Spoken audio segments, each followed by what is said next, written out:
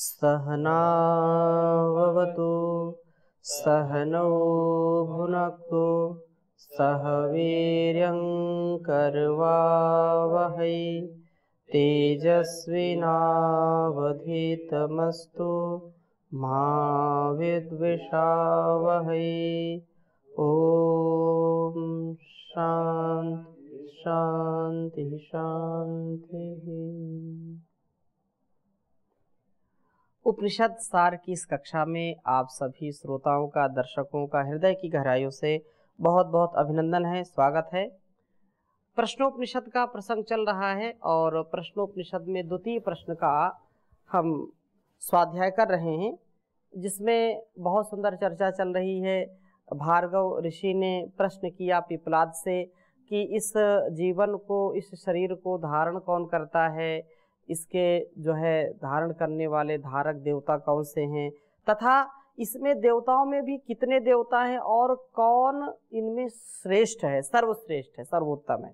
इसके विषय में बहुत सुंदर बात बताई थी कि 14 देवता इसके जो है, ऐसे तो जो 4 ऐसे वायु, अग्नि, जल और पृथ्वी, मूल में तो आकाश है ही, और इनके साथ साथ जो 5 ज्ञानेंद्रियां, 5 कर्मेंद्रियां तथा अंतःकरण चतुष्ट है, ये जो 4 हैं, ये कुल मिलाकर के 14 देवता इसको प्रकाशित करने वाले हैं।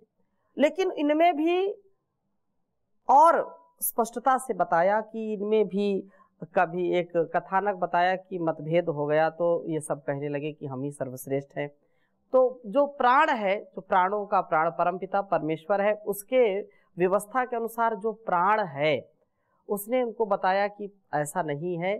जो सारी आप क्रियाएं कर रहे हैं या जो भी आपकी स्थिति है वो मेरे कारण है। मैं 5 विभागों में इस संपूर्ण शरीर को धारण करता हूँ। लेकिन उसकी बात पर लोगों ने, इन इंद्रियों ने विश्वास नहीं किया, अविश्वास हो गया।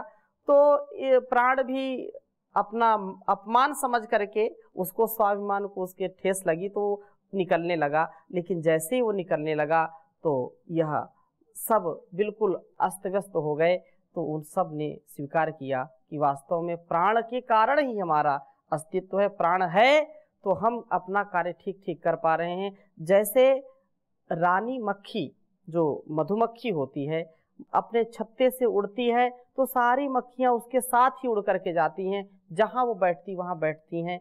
तो ऐसे ही ये हमारा जो प्राण है, जो मुख्य प्राण है, इसी के अस्तित्व से हमारा ये सारा अस्तित्व चलता है। ये सारे जो देवता हैं, जो धारक देवता हैं, प्रकाशक देवता हैं, ये अपना कार्य करने में समर्थ हो जाते हैं। ये बात यहाँ पर बतलाई थी। और उसी की फिर स्तुति करने लगे कि वास्तव में प्राण की महिमा अत्यंत अपार है। बहुत ही यह जैसे रथ के पहिए की भांति, जैसे नाभि, जिस प्रकार से रथ के पहिए की नाभि में लगे हुए अरे नाभि आश्रित रहते हैं, उसी प्रकार से ऋग्वेद की सब ऋचाएं, यजुर्वेद के समस्त मंत्र, सब का सब सामवेद और उसके द्वारा सिद्ध होने वाले यज्ञादि शुभ कर्म आदि, यज्ञादि शुभ कर्म करने वाले ब्राह्मण, क्षत्रिय आदि, ये जो वर्ग हैं, ये सब के सब प्राण के आधार पर ही टिके हैं। वास्तव में सबका आश्रय प्राण ही है। ये चर्चा हुई थी। आगे हम चल रहे हैं अब।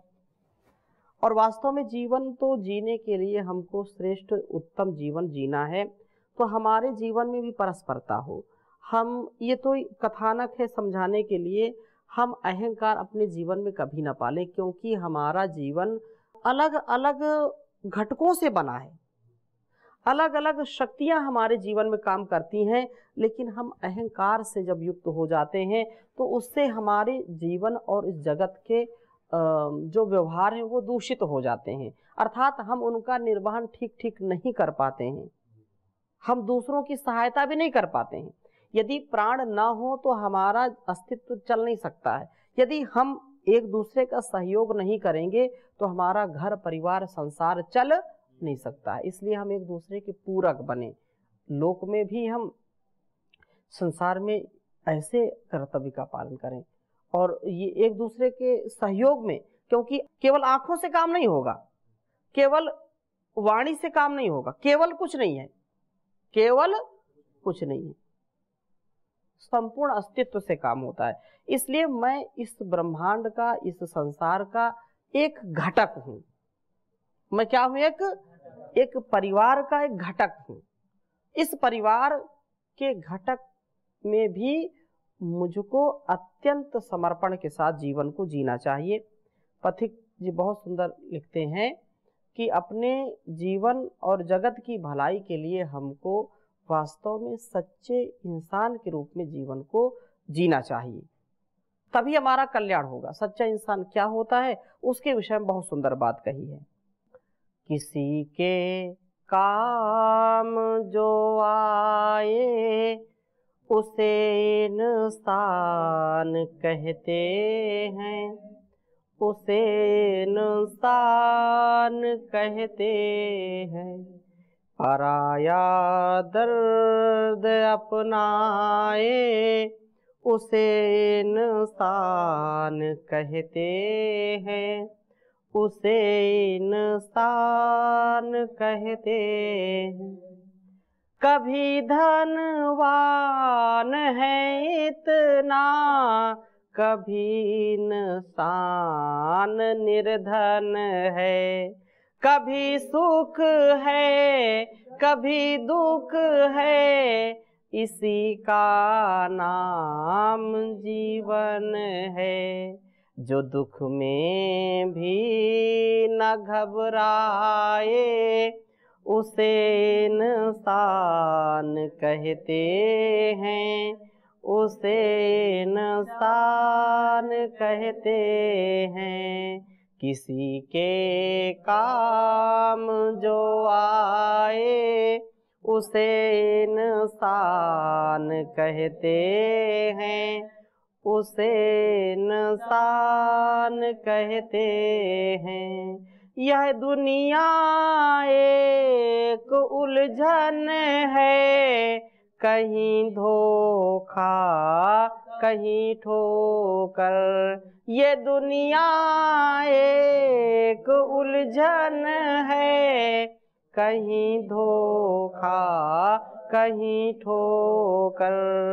कोई हंस हंस के जीता है, कोई जीता है रो रो कर। जो गिर कर के संभल जाए उसे इंसान कहते हैं, उसे इंसान कहते हैं। अगर गलती रुलाती है तो यह राह भी दिखाती है। अगर गलती रुलाती है तो यह राह भी दिखाती है। बसर गलती का पुतला है, ये अक्सर हो ही जाती है। जो गलती करके पछताए उसे इंसान कहते हैं, उसे इंसान कहते हैं। पराया दर्द अपनाए उसे इंसान कहते हैं, उसे इंसान कहते हैं। अकेले ही जो खा खा कर सदा गुजरान करते हैं। अकेले ही जो खा खा कर सदा गुजरान करते हैं। यूं भरने को तो दुनिया में पशु भी पेट भरते हैं।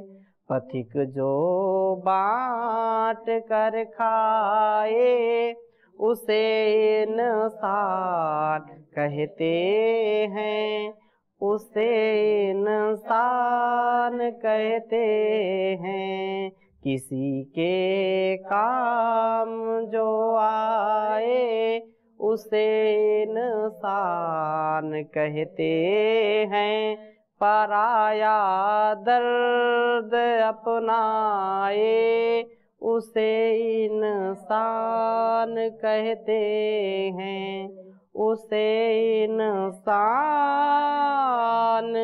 कहते हैं। तो इंसानियत के लिए भी हमको परस्परता का ध्यान बहुत रखना पड़ता है। जीव जगत का, इस संसार का यही नियम है और हमारा यही अस्तित्व, जो 5 ज्ञानेंद्रियां, 5 कर्मेंद्रियां, अंतःकरण, चतुष्टय और ये प्राणों का जो खेल है, प्राणों की जो महिमा है, ये वास्तव में परस्परता में चलता है। ये सारा संसार परस्परता में है, गिव एंड टेक, देही में ददामी ते, इस प्रकार से चलता है। इसलिए और इसकी महिमा गा रहे हैं, प्राण का महत्व और उसकी स्तुति की जा रही है। प्रजापतिश्चरसि गर्भे त्वमेव प्रतिजायसे, तुभ्यं प्राण प्रजास्तित्वमा बलिं हरन्ति, यह प्राणैः प्रतितिष्ठसि। कहा कि हे प्राण, त्वम एव, तुम ही, प्रजापति, तुम ही क्या हो? प्रजापति हो। और तू ही गर्भे चरसी, गर्भ में विचरण करता है, गर्भ में विचरता है। प्रतिजाय से, और तू ही माता पिता के अनुरूप होकर के जन्म लेता है। तू ही निश्चय से इमाह प्रजाह, ये जो प्राणी हैं, इन प्राणी तुभ्यम, तुझे बलिम हरंती, बलिम मदे भेंट, बलिम हरंती, तो उसको भेंट समर्पण करते हैं। यह जो प्राणी प्रतितिष्ठसी, अपान आदि अन्य प्राणों के साथ स्थित हो रहा है। वास्तव में तू स्तुत्य है, तू ही प्रजापति है। और आगे क्या कहा? देवानामसि वह्नितमः, पितॄणां प्रथमा स्वधा, देवानाम् असि वह्नितमः, पितॄणां प्रथमा स्वधा, ऋषीणां चरितं सत्यम्, अथर्वांगिरसामसि। कहा कि वास्तव में ऋषिराम चरितम सत्यम और अथर्वांगी रसम, देवानाम वह्नितमः, हे प्राण, तू देवताओं के लिए वह्नितमः, उत्तम अग्नि है। देवताओं के लिए क्या है? उत्तम अग्नि है। और पितरों के लिए वास्तव में प्रथमा स्वधा, पहली स्वधा है। देवों के लिए हवि और पितरों के लिए कवि। देवों के लिए क्या है? हवि, और पितरों के लिए कवि। देवों के लिए स्वाहा और पितरों के लिए स्वधा। जो देते हैं अन्न, देते हैं वस्त्र, औषधि, जो है उनको तृप्त करना, ठीक है ना। जो पितर होते हैं उनको तृप्त तो करते हैं ना, खिलाते पिलाते हैं कि नहीं। देवताओं के लिए स्वाहा और पितरों के लिए स्वधा। एक सूत्र है अष्टाध्यायी का, नमः स्वस्ति स्वाहा स्वधालम वसट योगा, चतुर्थी विभक्ति, ठीक है ना। इंद्राय स्वाहा, प्रजापतये स्वाहा, सोमाय स्वाहा, है सीतायै स्वाहा।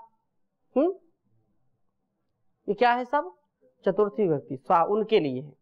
इंद्र के लिए स्वाहा, प्रजापति के लिए स्वाहा, सोम के लिए स्वाहा, सीता के लिए स्वाहा, विष्णवे स्वाहा, विष्णु के लिए स्वाहा, ठीक है ना।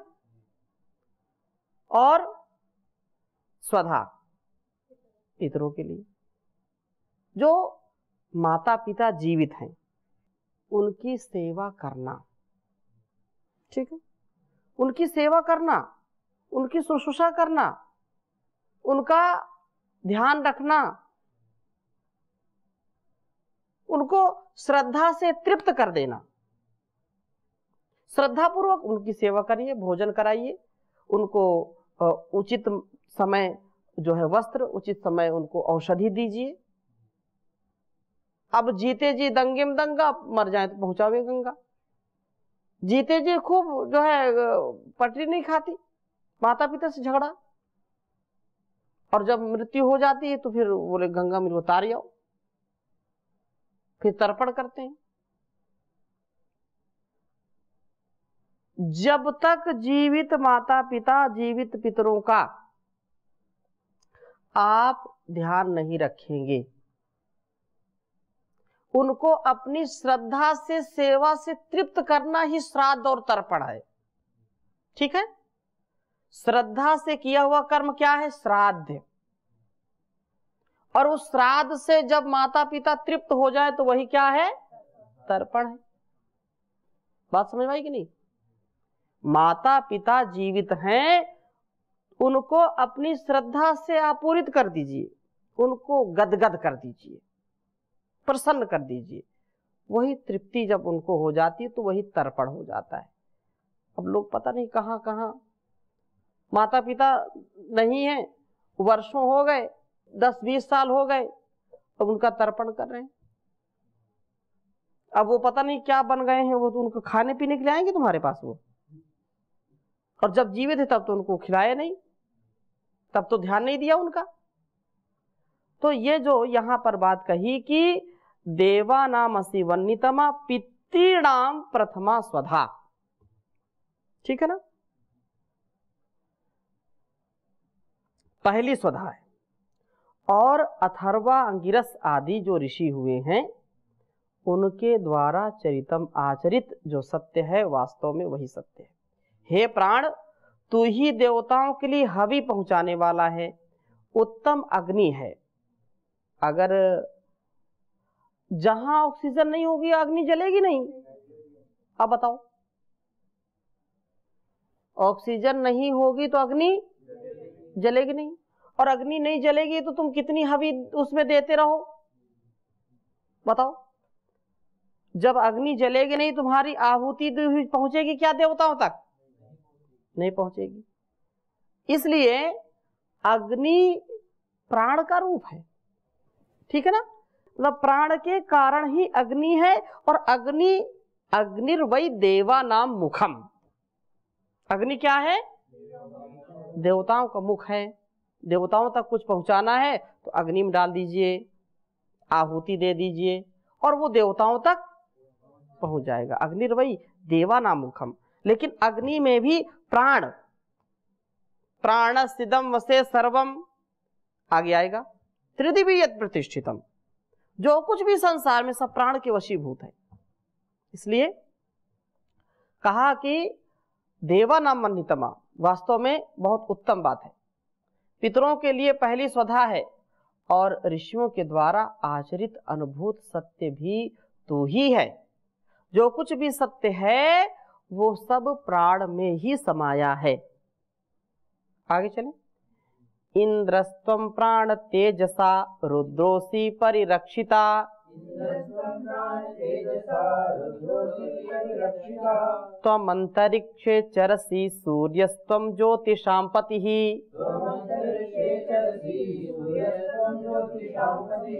इंद्रस्त्वं प्राण तेजसा रुद्रोसी परिरक्षिता, हे प्राण वास्तव में तुम तेजसा, तो तेज से संपन्न है। तो क्या है? तेज से संपन्न है, इंद्र है, रुद्र है, और परिरक्षिता रक्षा करने वाला है। परिता रक्षति, परिरक्षिता तुम सबकी रक्षा करने वाले हो। और तुम ही अंतरिक्षे, अंतरिक्ष में चरसी विचरण करने वाले हो, गतिमान हो। और तुम ही समस्त ज्योतिर्गणों का भी सूर्य है। तू ज्योतिर्गणों का जो भी ज्योतियों में प्रकाश है वास्तव में तू ही है उसमें। ठीक है। और आगे क्या कहा? यदा त्वम अभिवर्षस्थेमाः प्राणते प्रजाः आनंदरूपा तिष्ठन्ति कामायानां भविष्यतीति। यदा त्वम अभिवर्षस्य, कहा कि हे प्राण, यदा तुम अभिवर्षसी, भली भांति वर्षा करता है, अथ उस समय ते इमाह प्रजा, यह संपूर्ण प्रजा कामाय यथेष्ट, अन्न भविष्यति उत्पन्न होगा, यह समझ करके मतलब आनंदमय हो जाती हैं।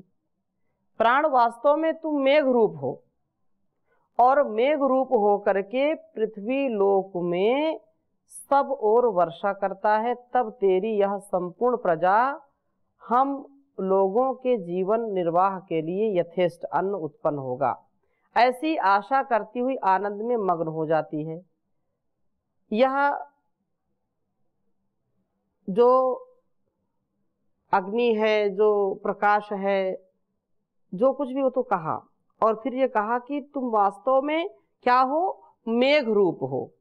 फिर जल में आ गया, ठीक है ना, जल में भी आ गए ना, तो जल में भी ऑक्सीजन है H2O, तो उसमें भी प्राण है, प्राण रूप है ना वो, तो इसलिए कहा कि वास्तव में तुम प्राण रूप हो। और तुम जब ऐसे वर्षा मेघ रूप में आते हो तो प्रजा प्रसन्न हो जाती है। क्यों? क्योंकि अब तुम बरसोगे, पृथ्वी को तृप्त करोगे, तो उससे फसल होगी, लोग आनंद मग्न रहते हैं तुम्हारे कारण ही। ठीक है ना। व्रात्यस्त्वं प्राणकर्षित अत्ता विश्वस्य सत्पतिः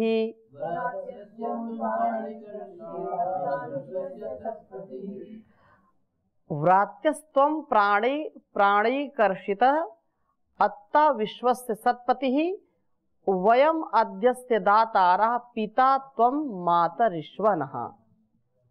कहा कि हे प्राण, तुम व्रात्य संस्कार रहित होते हुए भी एक ऋषि, एक सर्वश्रेष्ठ ऋषि है।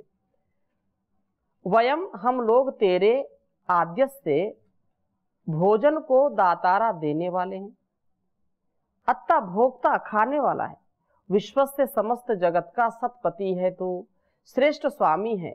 मातरिश्व, हे आकाश में विचरने वाले प्राण, तो न हमारा वास्तव में पिता है, तो क्या है? हमारा पिता है। हे प्राण, तू संस्कार रहित होकर भी एकमात्र सर्वश्रेष्ठ ऋषि है। तात्पर्य यह है कि तू स्वभाव से ही शुद्ध है, अतः तुझे संस्कार के द्वारा शुद्धि की आवश्यकता नहीं, प्रत्युत तू ही सबको पवित्र करने वाला एकमात्र सर्वश्रेष्ठ ऋषि है। हम लोग सब इंद्रियां और मन आदि तेरे लिए नाना प्रकार की भोजन सामग्री अर्पण करने वाले हैं, तू उन्हें खाने वाला है, तू ही समस्त विश्व का उत्तम स्वामी है। हे आकाशचारी समष्टि वायु रूप प्राण, तू हमारा पिता है, क्योंकि तुझी से हमने जो है सबकी उत्पत्ति तुझी से होती है। ठीक है, तो अभी यहीं पर विराम देते हैं, 2 रह गए हैं, इनको फिर आगे कल चर्चा करेंगे।